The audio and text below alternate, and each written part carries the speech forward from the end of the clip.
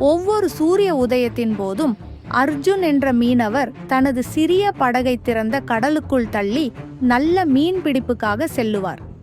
ஒரு பிரகாசமான காலையில் தண்ணீர் அமைதியாகவும் வானம் தெளிவாகவும் இருந்தது.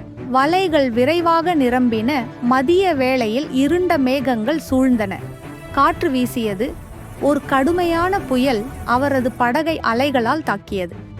படகு ஓர் இலையைப் போல தூக்கி எறியப்பட்டது.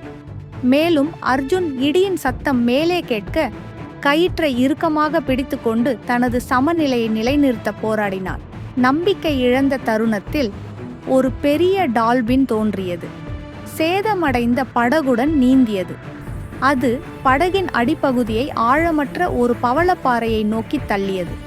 அங்கு தண்ணீர் அமைதியானது. புயல் கடந்து சென்றது. வானம் தெளிவாகியது.